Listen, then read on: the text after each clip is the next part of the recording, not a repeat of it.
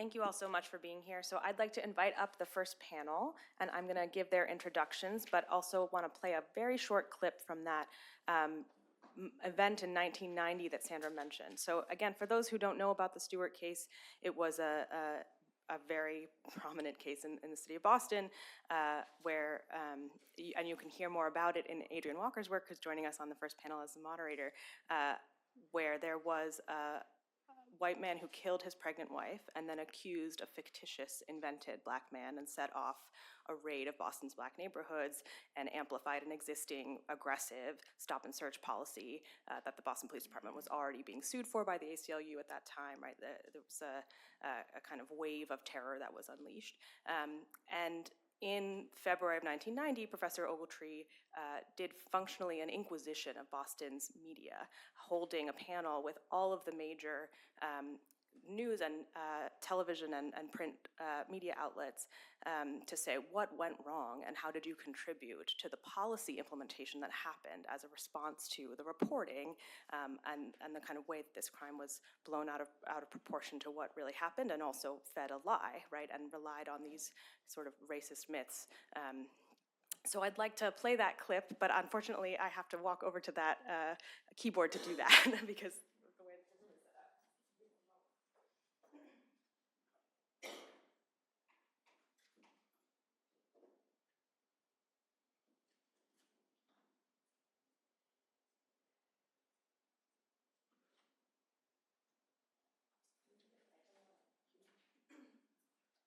So just to tee this up, Professor Ogletree is asking the question of why, in particular, the local public radio outlet GBH News, the way that they choose to cover or not cover crime, and kind of tease up this question, is crime news and in what ways? So we're going to listen to that together.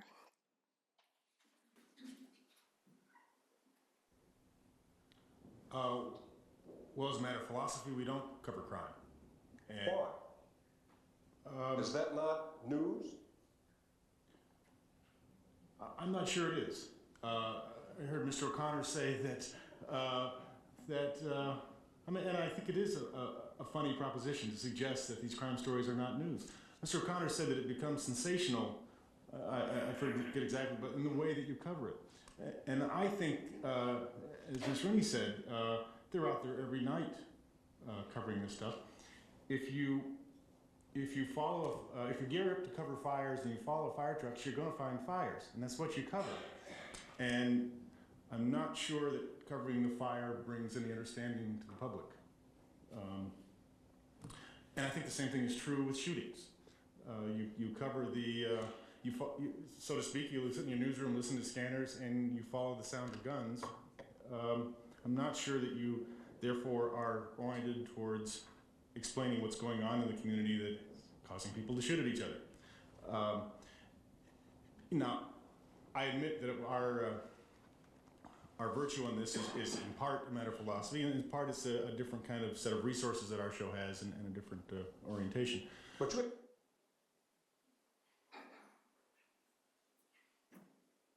Just a reminder that that was a recording from February of 1990. So it's, I think, interesting. If folks want to look back at that recording, I do really recommend it. It's an excellent piece of archival media, and also a kind of useful reminder of the way that these things change and also some things stay the same.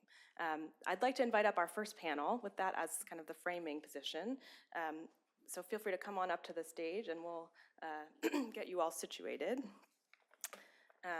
We have tent cards for each of you, but feel free to array yourselves how you like. Is there an identified link to the thing that you sent? Yes, I will send it out to all the registrants after. We'll make sure that you get a copy. So Adrian Walker is a columnist for the Metro section of the Boston Globe. He provides commentary and opinion on local and regional news as well as society and culture. He started as a Metro columnist in 1998. His column appears Mondays and Fridays. In December 2023, Adrian and a team of award-winning investigative reporters released a podcast and multi-part investigative series on the Charles Stewart case in Boston, revealing hard truths, unveiling new findings, and changing the narrative of a story long cemented in Boston's lore. Presented in association with HBO, Murder in Boston, the untold story of the Charles and Carol Stewart shooting is available wherever you get your podcasts.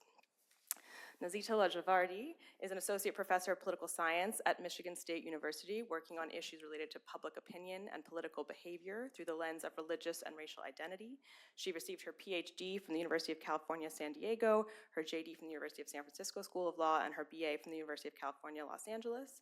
Her work focuses mainly on issues related to race and ethnic politics, political behavior, voting rights, and immigration. Prior to joining Michigan State, she was a postdoctoral research fellow at the Department of Government at Uppsala University, where she still continues to work actively with several colleagues.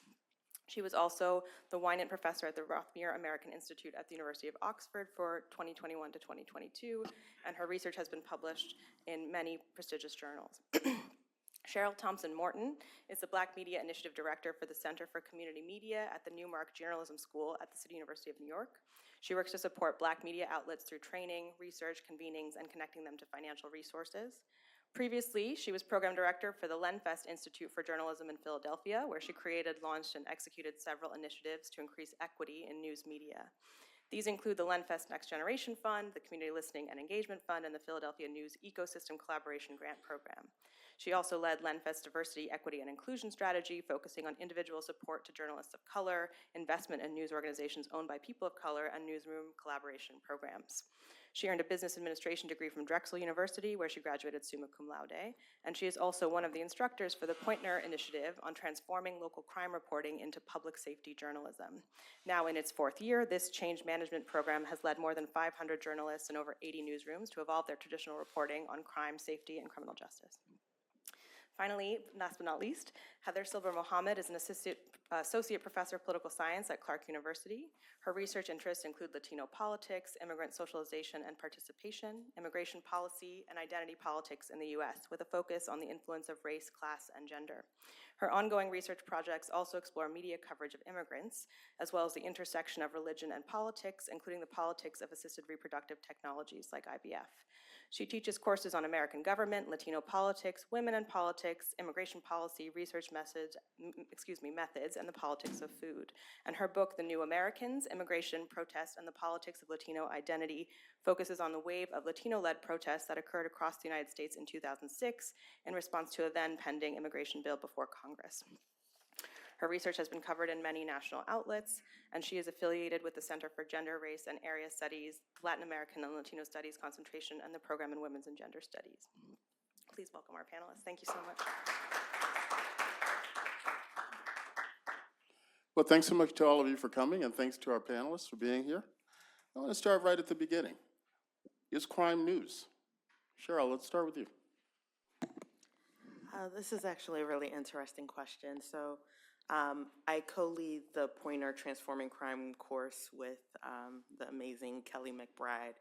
And this course actually came out of consulting relationships she would have with newsrooms. And one of the things she would question them about is like, do we need to cover crime at all? And the initial response is like, what do you mean? We cover crime? Like, of course we cover crime. Of course crime is news. Like, well, why? Why? And, you know, kind of going through the why, trying to get to deeper meaning, what typically comes out from newsrooms is like, oh, there's a need for people to understand the safety of their communities. There's a public safety aspect. But we know a lot of the ways that we currently cover crime is not in the interest of public safety, specifically for the people who are most impacted. And so I definitely think there are types of stories within this genre that can increase public safety and would be considered news. But I think by and large, a lot of this episodic shooting here, stabbing there, robbery here is not news. It's meant to be an infotainment type of thing to get people interested in watching, and I can't believe that happened. It's not truly about informing the public and keeping them safe. Feel free to jump in, everybody else. So I study mostly Muslim communities in the US mostly, but also across Western Europe. But in the US, when you look at when Muslims are being mentioned in the news media, you know, you look back 25 years, you can see that they're most often being discussed in relation, of course, to terror, to wars, to geopolitics, and mostly they're being framed as a security threat. And when you consider that Muslims constitute 1% of the US population, but they appeared in over a third of CNN, MSNBC, and Fox News broadcasts in 2016, to me, that is a gross overrepresentation of Muslims being attached to stories around terror, which, that's sort of the crime news script that's associated with the Muslim population. And if you actually delve even deeper and look at when these terror-related news stories make it into the news, they're never really about incidents taking place in the United States. There are very, very few terror incidents that happen in the United States that are related to anyone who identifies as a Muslim.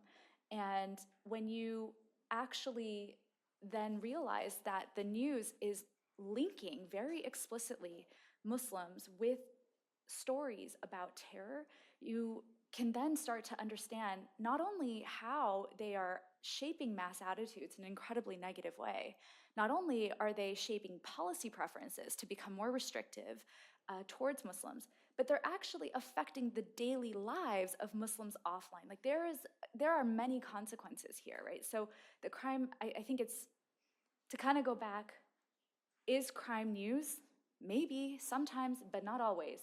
And there, what we're finding is that the media, I think, is sensationalizing, of course, is very much priming these minoritized communities in ways that makes their daily lives more unsafe.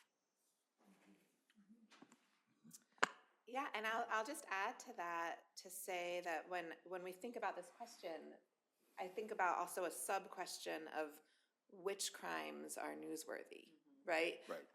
And we were, I know, in dialogue with Katie before this conference, thinking about like which stories get sensationalized, which stories get the most press coverage, and thinking back, for instance, we see a lot, and I guess I would say also we see here this intersection of politics and the news media too, right? And the news environment and the political environment sort of feeding upon each other in terms of which news stories are getting the most attention. And just one example from the past few months is the story of the boy in Springfield, Ohio, who was, tragically, very tragically killed by this Haitian immigrant. And we saw lots of news coverage about it. We saw lots of attention about it in the Republican debate, or in the presidential debate, and in other contexts. And the father of the boy came out and said, I wish that it had been an old white man who had killed my son, because we would not be getting this sort of news attention, right? So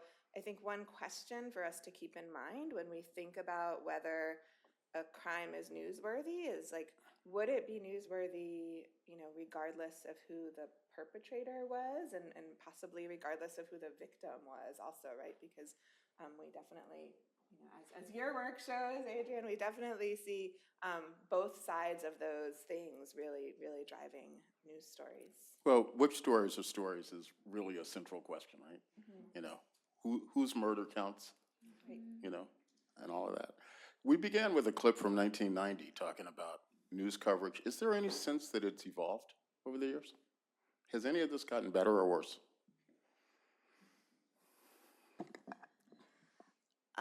It's about the same.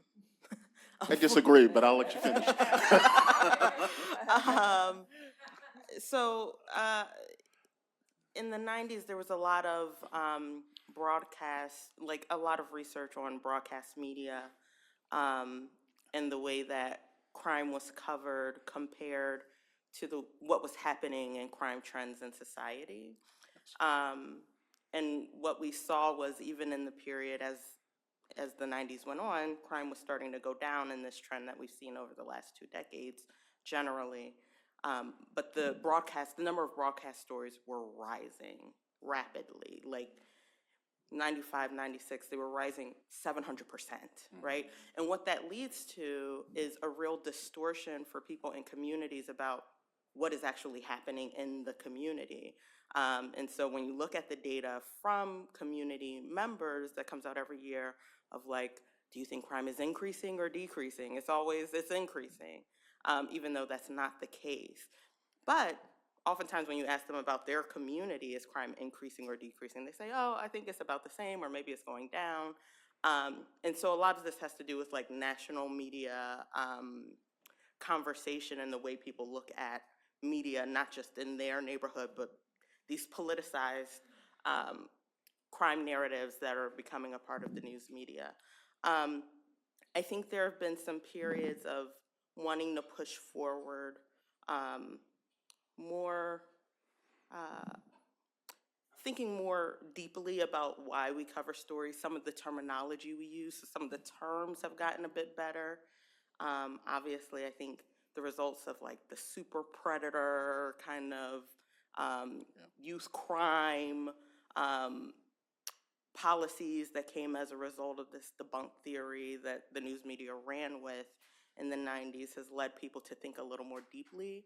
But a lot of that is not, I feel like, in newsrooms in place to think about it in real time. A lot of times these narratives are perpetuating and continuing. So there's been some progress, but watching that clip, I think the very same conversation could be had with news media in most cities throughout the United States, and not one part of that conversation would change. I've had that conversation with people in the pointer class that I teach, so. So I think it depends on what kind of, well, what counts as sort of the news media, right? So if we're talking about cable news broadcasts, if we're thinking about sort of mainstream CNN, Fox, MSNBC, well, transitioning to a 24-hour news cycle has made it such that they need to produce more content, to your point, Cheryl, and that content needs to engage viewers. It needs to keep them stuck to their their TV screens to watch more commercials. This is a business, right? And the business model is meant to engage. And my work has found that, to your point again, that the volume has increased. And while in more recent years, the news media is using more positive words, they're still speaking about minoritized communities more negatively than they are about other topics. So overall, there is an improvement in the language that they're using. But when you still subset by race and you look by these marginalized communities, they are still being discussed more negatively than what's typically being aired. And I think that is the problem, right? So that's on the one hand. The other hand is what news is legitimate to different communities. Now that we have an explosion of different types of news sources, my own research on Muslims themselves shows me that they're not watching cable news anymore. Over 60% of Muslims indicate that they no longer watch CNN, 70% no longer watch MSNBC, 88% don't watch Fox News. So where are they getting news? They're getting news from Al Jazeera, from the BBC, they're getting it from Instagram, they're getting it from TikTok. That's where they're getting news. They're not getting it from traditional news sources anymore. And I think that gets to what is legitimate to different communities, because they don't see themselves and they don't see their own stories as being represented in a humane or realistic way. And I think the abundance of new outlets is allowing people to seek out more accurate representations of what they see as being the truth. Yeah, and I'll add a few things to that. One is just thinking about my own research area of Latino politics and immigration politics.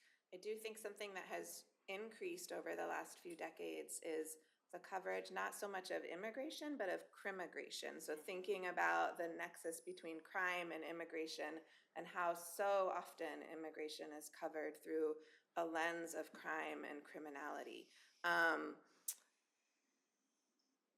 And then to build, Nazita, on your point, I would say that even sort of dating back to the 90s, I think there's been a conversation around communication scholars around the profit incentive of the news media, but now we can think about the idea of clickbait stories and people just really wanting to get clicks as increasing incentives in the news media to really sort of dramatize or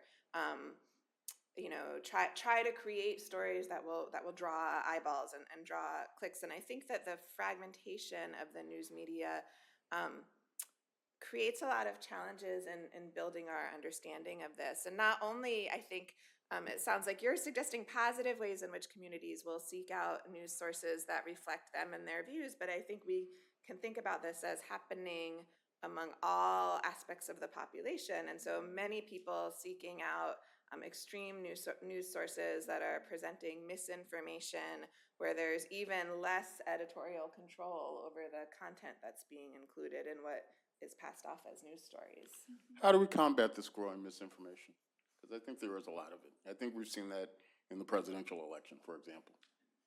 Yeah, I think that this is one of the biggest challenges that we face right now, thinking about how to combat misinformation. And I definitely don't, not only do I think it's very difficult, but I think it's very difficult for us to even understand the scope of the misinformation that's out there, especially, for instance, among immigrant communities. We hear a lot about stories on WhatsApp or on other sort of comparable things like that. And as researchers, that's hard for us to even study and understand that content, right? And so you can't even begin to combat it if you don't have a good handle on what's out there. Can I just add that in a series of experiments that my colleague Marissa Abrahano and I have conducted, we tried to see whether different interventions to combat misinformation about minority communities in the United States could help people update their information. And we find that none of our interventions worked. Like, combating misinformation, particularly when it comes to minorities in this country, is very hard. These news stories have a durable effect. They actually shape public opinion and they make them stick. It's very, very hard to undo. So you can't just then say, well, we had this negative piece about a community and now we're going to have a positive one, so that should change things. It doesn't work. What you've done has already cemented these negative stereotypes, attitudes. It has worsened outcomes for the very populations that you're depicting, and you can't just undo it. And I think that this is where the media's responsibility needs to be highlighted and where I think they need to be held accountable, because you can't just undo it with another story. To that point, I think one, communities have a reason to distrust mainstream media, right? Like, and to your point of folks going to the BBC, other places, folks are looking for information that they find to not be biased, because there have been biases even that mainstream media has taken place that have harmed their communities. One point of some success with misinformation campaigns, a group called AI for the People in 2016 found heavy mis- and disinformation campaigns targeted at the Black community in Philadelphia, specifically using Twitter at the time, to reach these communities and say, listen, Democrats, Republicans, it doesn't matter, vote down ballot. Just don't vote for the presidential candidate. And the goal was to obviously subvert the election in Pennsylvania a particular way. For 2020, what AI for the People tried to do as kind of a response was to say, no, here are some of the reasons why voting for the presidential election matters for you as well. Here are some of the ways your voice can be heard. They had a campaign online trying to combat this called Vote Down COVID. So they didn't actually address the original campaign. They were just trying to get them to behave in a different way. It had a lot of impressions. People did turn out to vote. Obviously, we can't correlate all of that to this, but we were able to get more impressions on the vote down COVID as opposed to vote down ballot with that election. But that was a small misinformation campaign online. It was not the mass media machine putting out these narratives to address. So I think it's an uphill battle. Cheryl, I want to ask about the program at Poynter you help run that talks about moving from local crime reporting to public safety reporting. What's the distinction? What's the difference? So I think history is important to talk a little bit about the distinction. So the way that we think about modern crime coverage, specifically the broadcast, which is usually what people are most often talking about when they're talking about this sensationalized crime coverage, it starts in the late 60s in Philadelphia. And the goal was to create this new type of nightly news show or local news show that went from a guy sitting at a desk talking to people going to different scenes. To, it's fast paced, it's moving. And the goal of it was to be infotainment. So part of it is to inform you, but part of it is to glue you to the screen because of all of these business incentives that we have. So CBS 3 started at first with eyewitness news. Then 6 ABC was like, oh, we need to compete with this. We're going to do even faster. And they started Action News. Action News, some of the people who were there at the beginning was like, listen, this is a quote. It was funny, bloody, and quick. You'll laugh, you'll cry, you watch them die. That's the quote. Okay, I didn't make that up. So the point was, we're going to as many scenes as possible. It's not about talking about root causes. It's not about keeping this community safe. We also have to talk about, when we're talking about the business incentives, the advertisers are not interested in the inner city community. They're interested in the outer ring suburb. So the news is about this community, but it is not for them at all. And so a lot of these narratives are shaped of like, oh, we went to this scene and then we move on. We're not going back to see what's happening. We're not going back to see how the community is responding. We're not going back to cover, you know, the yearly fair on whatever event this community cares about. We'll do that in the suburbs, but we're not doing it here. And so there's oftentimes with crime coverage, you'll hear editors be like, well, that's an interesting story, right? Like, oh, this guy shot himself in the leg while, you know, I don't even know. It's just like stories that are like, that headline will get so many clicks. The incentive is like, it's a good story. Public safety coverage, however, is about how do we help the community actually understand what is the fabric of safety in our community? How do we let them know what some solutions that the community is coming up with? What are some solutions happening out in other communities that we can take here? And it moves from a kind of law enforcement or carceral frame to public safety to a much more holistic look at all of the things that impact safety of individuals. So maybe we lean more into landlord-tenant issues. Maybe we're leaning more into air quality issues. It's not just what law enforcement is looking at. And so that's really the distinctions between the two. So are we saying that homicides aren't stories? No, I'm not. I'm saying all homicides, all individual homicides, the way that we currently cover them, is not a story. Just because, you know, this person got shot here, this person got shot there, people have no idea what does the murder rate this year compare to 5 years ago? Are we getting safer? What is my risk? What can I do to protect myself? None of that is included in most of the ways we're covering this. Saying, shooting happened on 5th and Tasker. Like, okay, black male shot here, black male shot there. That's not what I consider. No, that's lousy journalism. I agree. I would argue. Yeah, I agree. So how do we get public safety reporting, crime reporting, however we want to call it, more closely connected to communities? Because I think that's a lot of what's missing, and it seems to be a lot of what we're talking about.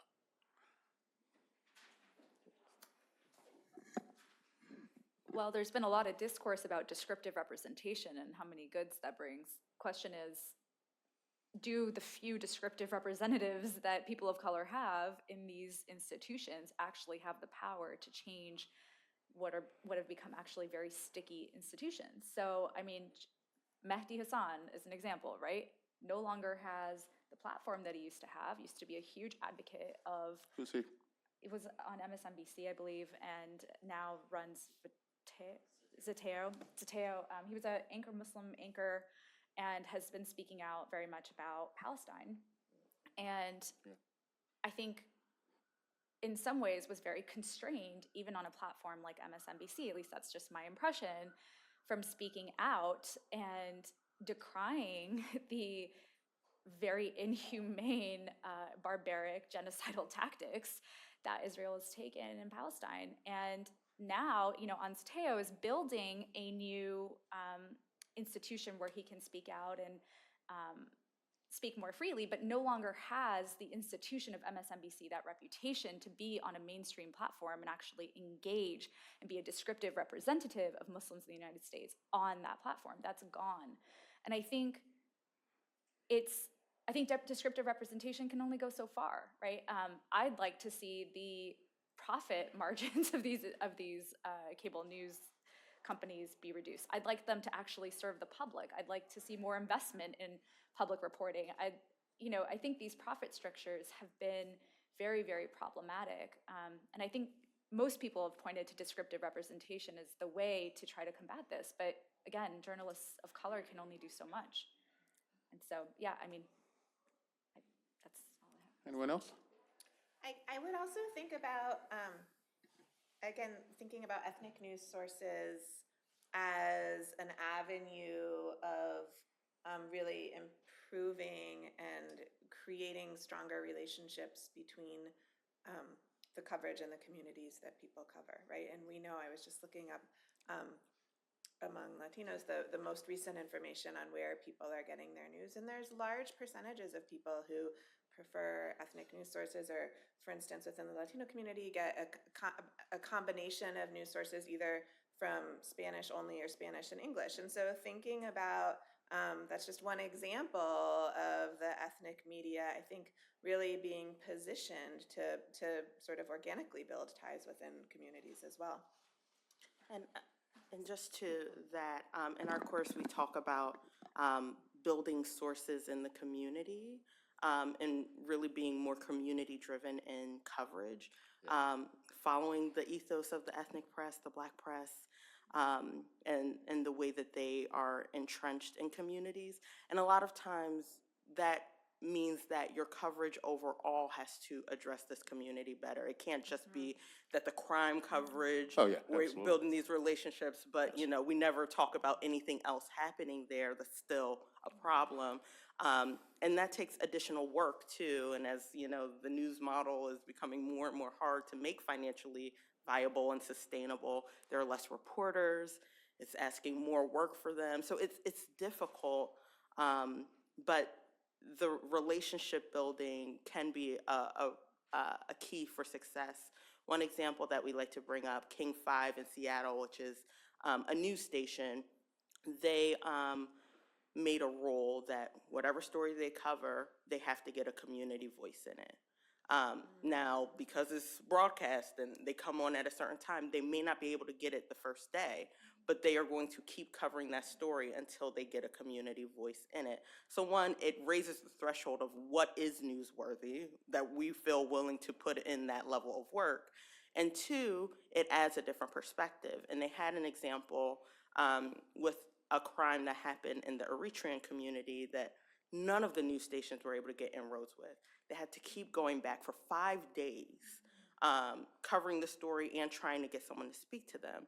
They finally got someone on the 5th day and covered the story, and the community appreciated it so much that now that's who they go to with the news of that community, good and bad.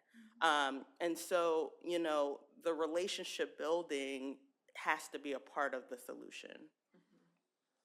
Yeah, the relationship building is central. I mean, it drives everything. It drives what becomes a story, how you report it, how long you report it, all of it. When Katie was introducing us, she mentioned the Stewart murder case, which, I covered in 1989 when I'd first gotten to the Globe, and I had the unusual experience of getting to go back at it 30-something years later. And when I sat back and I read our stories, including my own from 1989 and 1990, the community was what was missing, and we really wanted to make the community of Mission Hill front and center when we revisited it. And I realized that's something we don't do enough of, the great clearing, to go back to Ogletree's panel, which we were incensed by at the time, we covered it as a murder story, and there was this whole community that was under siege, and God, we should have done 10 times more about that. But, as somebody who's covered crime for longer than I really like to add up, one of the things I've always been fascinated by is how certain crimes just sort of grab readers. Like, we've all seen the missing white woman stories and all of that. Here in Boston, we've had the Karen Reed murder in suburban Boston, the murder case. And how do we move away from over-covering these sensational stories to create more space for other things?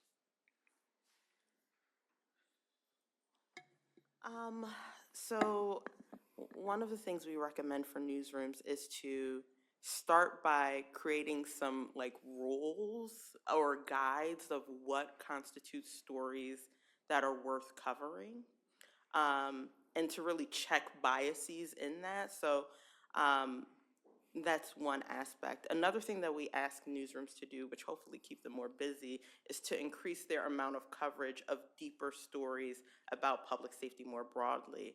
So what data can you get from law enforcement, from government agencies that allow you to paint a fuller picture? Those stories usually take more time, they take more effort. And so you may be too busy with that to focus on like, let's do another story about this topic. We also in the course lean into research that the types of victims that we often determine are more newsworthy and we're more prone to lean into sensationalized over coverage of. They're typically white, they're typically wealthy, they're typically women, and they're typically either children or elderly.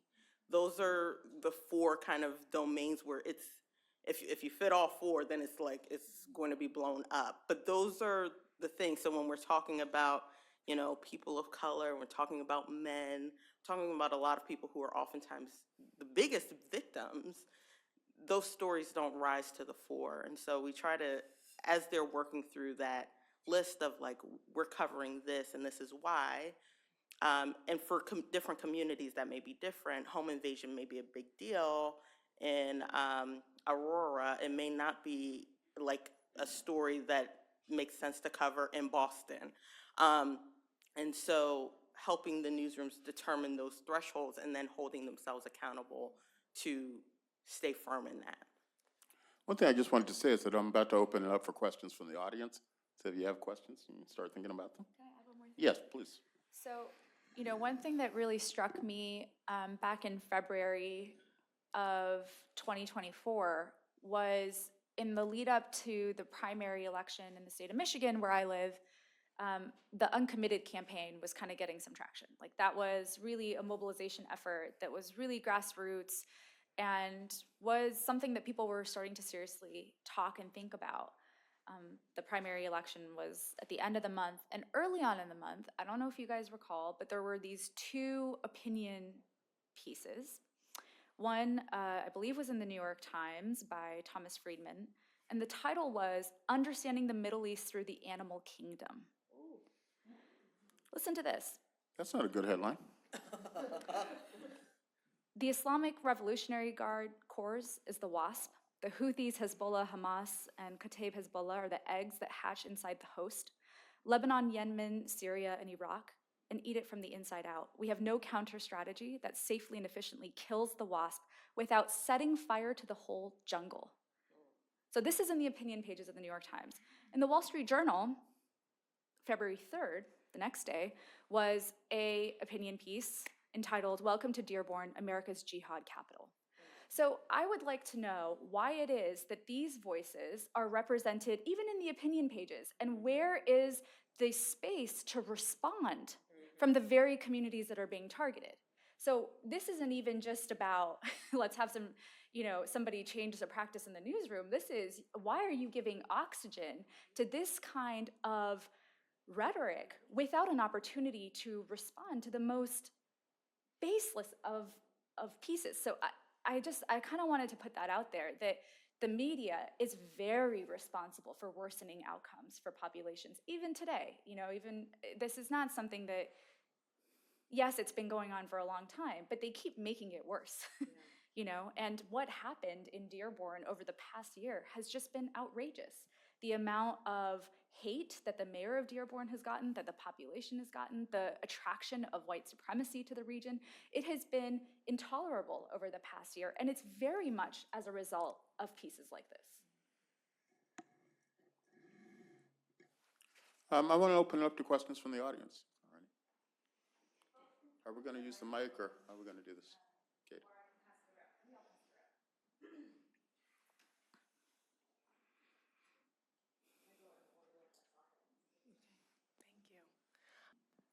Thank you so very much for an excellent panel. I'm from Tennessee, and a couple of things that you all mentioned I just want to tag on to.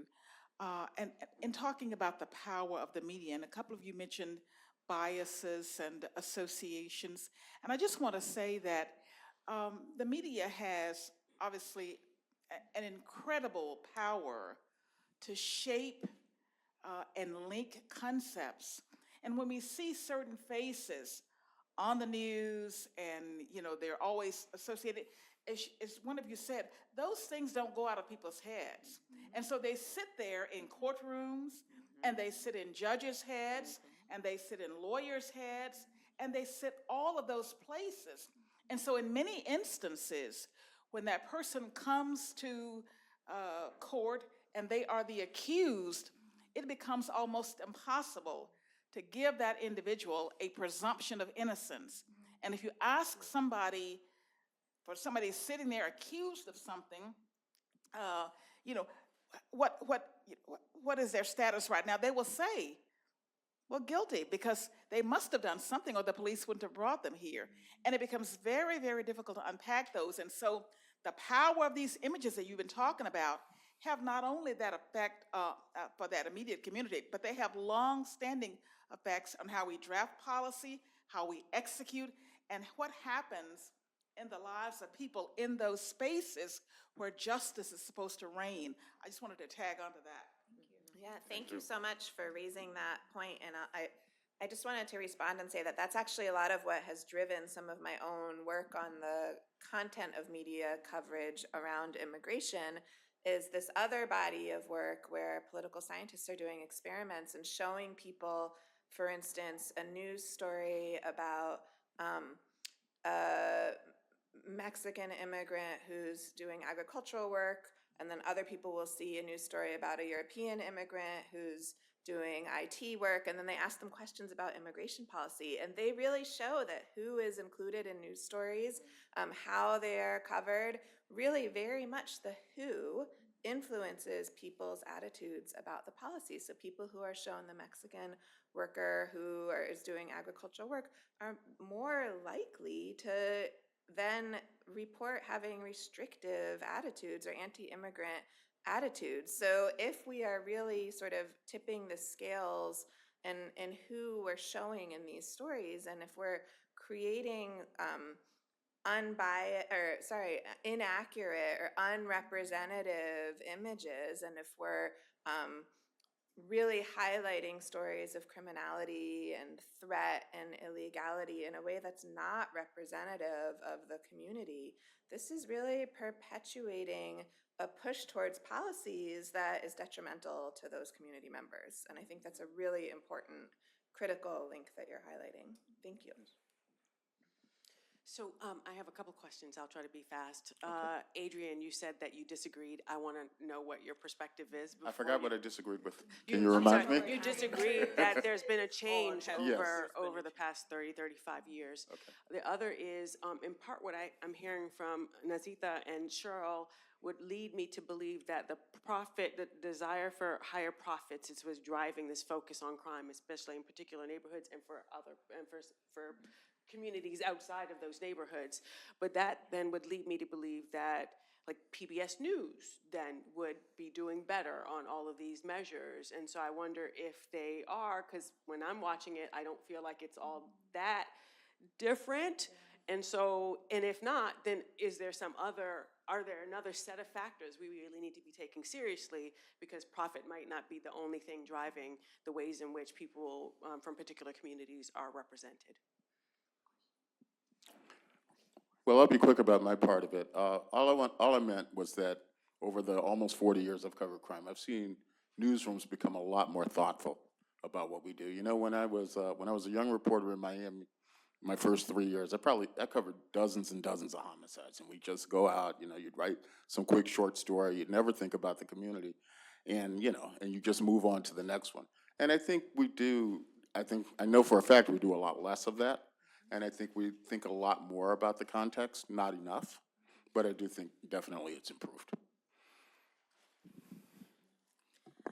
In terms of like the question about the profit model, I think newsrooms all over are struggling financially. And so the business models have changed and they're actually becoming a lot more similar to each other than they were maybe 30 years ago. You'll see in public media doesn't cover crime typically as much as commercial media, right?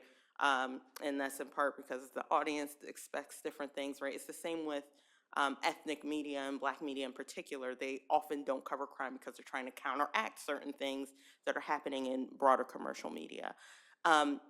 So the incentives play a role because media, all of media has a goal to get attention, but it's not the only thing in the way. Like a lot of it is, this is the way we do things. A lot of it is what is easy. Part of the reason why crime has become the dominant part of local news overall is because it's cheap to cover, it's easy to cover, it's always happening. It doesn't, it's a reactive type of coverage as opposed to proactive. And so those are things that have to be addressed too, because you have to put something in its place. And that often can feel hard and like, oh, well, that's a lot more work. Why don't I just go to doing the day-to-day crime that's always going to be happening? I'll add one thing to that, which is just that, for some reason, rising crime is a lot easier to cover than falling crime. Yeah. Which is one reason the perception Yeah. of crime is so much greater than the reality of it. It takes a lot more thoughtfulness to write about why homicides are going down than why they're going up. And I think that's one of the things we need to get a lot better at. And I can't speak to PBS, but I know that in content analysis of Spanish versus English language news sources, Spanish language news sources present a much more sympathetic perspective on immigration, much more positive view of immigration than we typically see in English language sources. Well, that's partly about being aimed at a different audience. Yeah. Right? Well, some of this is aimed, especially when you talk about public media versus commercial media. Some of it is just having a different audience. So they gave me the mic, so I think it's my turn. Okay. So I'm a former public defender. I now do prison litigation.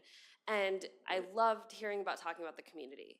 But as an attorney, my advice has to be, unless you are serving life without parole, no chance of clemency, no chance of medical parole, and you don't mind getting beat up and put in the hole for years at a time, you can't talk.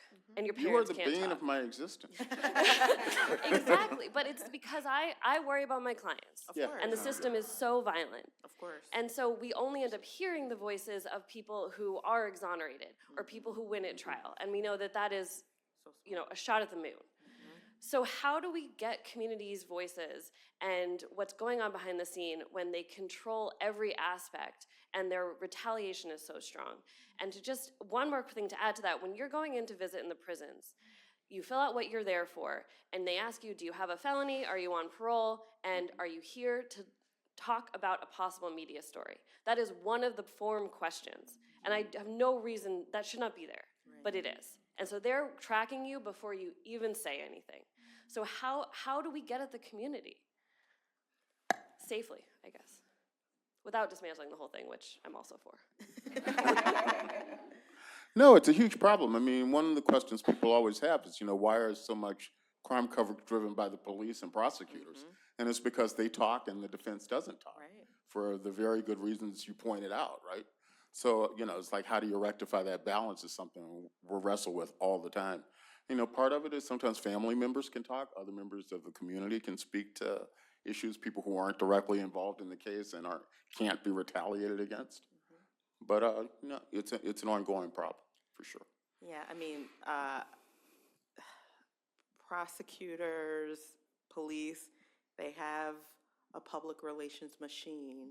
That's right. Defense teams are usually individuals and have all the incentive in the world to not talk, right? For all the reasons that you laid out. And so it is hard, and it often skews to a prosecutor or a police narrative in news stories as a result.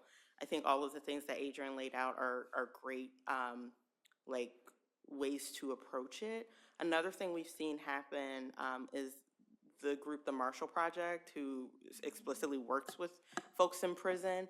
They've been really, really thoughtful on how they get sourcing from folks in prison. So they have where people can mail them letters and people send them lots and lots of letters. They're actually working right now on categorizing that and sharing it with a broader group of folks in media, because some of it is like, this is a national story. Some of this is like, this is local, but can we direct you to someone where this may be helpful? So I think there are some pathways there, but it is all of those people who are telling their stories are taking a risk, right? Like you said, except for folks who is like, well, nothing's happening for me anyway.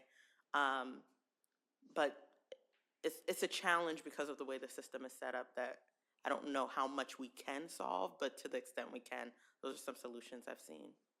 You know, every time I do an interview in prison, I come back and I get 10 letters from other prisoners Yep. who've heard I'm there and want to tell their story. Okay. First, thank you. Excuse me, is this working? Yes. Yes. Thank you very much for doing this. This is awesome. And my question goes back to, Cheryl, your comment somewhere about more public money somehow into the media.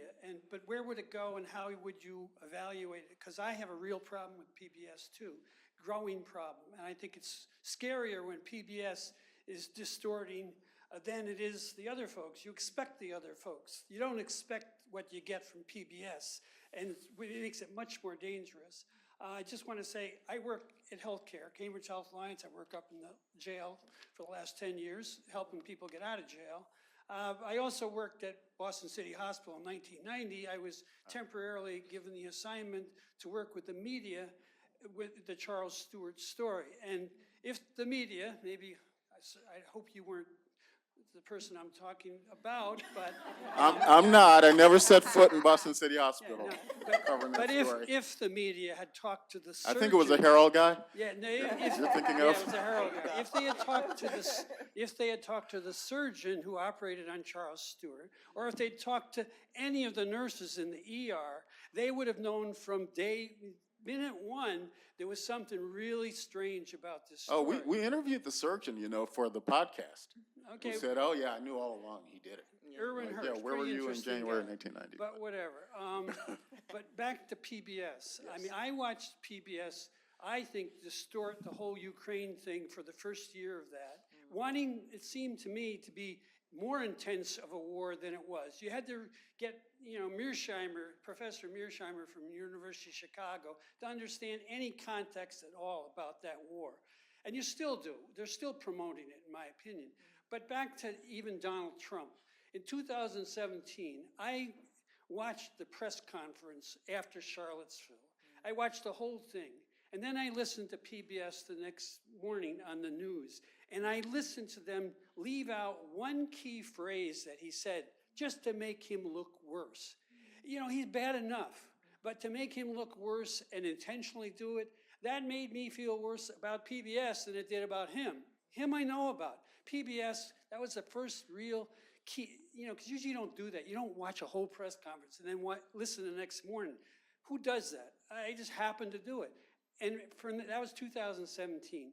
I have not watched PBS or listened to it ever since without thinking, this is not much different. It's actually scarier how they distort, in my opinion, what's reality. But back to my question, how do we get something better? How do we get public money into the media? Your question, how do we get it? And then how do we assess it when we're using our money? Well, there are different models globally to how public monies could be used in media. Obviously, PBS is kind of a model like that, where some of the money comes from the Center for Public Broadcasting. A lot of the money comes from individual contributors and major donors, et cetera. I think accountability is a very difficult thing in media. Because it requires a level of transparency that I have found that media typically is not comfortable with, being honest and being willing to be held accountable by the community about the work that they're doing. And so that's a challenge that we have, but at the end of the day, no matter what type of business model they have, they cease to exist without our attention and engagement. And so they have an incentive to listen when the audience reaches out to them and say, I don't like how you covered that. the way you covered this was skewed. Like, they do listen to those comments that people send in. People, I don't think nearly as many people reach out with comments about, like, this story was framed bad. The way you guys are covering crime is not right. Here are the reasons why. They don't always listen, but I think that's like the best way we have right now to hold media, both corporate and public media, accountable. Sir. Okay, everyone, thank you very much. And I remember when I was growing up, people often say, don't trust everything you read online. So I want to ask you guys, how do we fight misinformation when it seems that nowadays people are getting their news more and more on social media? And it also seems to me that we are so segmented, and many people are caught in that echo chamber where they only hear what they want to hear. How do we fight that? I think a lot of it just begins with education. I always talk to my students, regardless of the class, about how to figure out what's a fake news source and thinking about cross-checking news sources. If you see something only in one spot, that makes it a little bit questionable. I have a 5th grader who over the summer her required reading was a book called Killer Underwear Invasion, How to Spot Fake News. So I think that seems to me like the schools are starting to get it. Honestly, I see more concern in some cases among older people who are not digital natives, who are not as accustomed to questioning. I think young people today are often brought up with learning to question sources. So really thinking about how to educate people for what to look for in a good news story, and figuring out what sources are good ones and trustworthy ones. Yeah, this is something that we do a lot in teaching too, is the fact-checking and media literacy in different college classes. But I will say for the older, sort of more immigrant populations in the United States, if you just sort of understand the amount of information that's coming at them on Telegram, on WhatsApp and whatnot, and how much they're being bombarded by information, you'll start to realize that it's kind of out of their control, because the mainstream media in the United States is not designed to serve people who speak English as a second language. And so they are often turning to these other social media sources, and there are entrepreneurs out there who see this group as a captive audience, who they can really shape their attitudes. So one thing that we've had to do with my grandmother, for instance, who gets all of her information from satellite TV and Telegram, is to have her send it to us, and then we run it through Google Translate, basically, to try to figure out what is she reading before she believes it. We tell her to take a step back, don't believe it, just take a screenshot. We showed her how to do that, send it to us, and then we do the translation and the work. But okay, that's one person, and she's still kind of being impressioned by this information. So I think we have a huge problem when it comes to folks, more elderly folks, as Heather was saying, who perhaps English is a second language, and for them, the information that they're getting is very biased and at times quite inaccurate. I think we've just about used up our hour, unfortunately. Yes, that's right. So thank you to our panelists. Phenomenal job.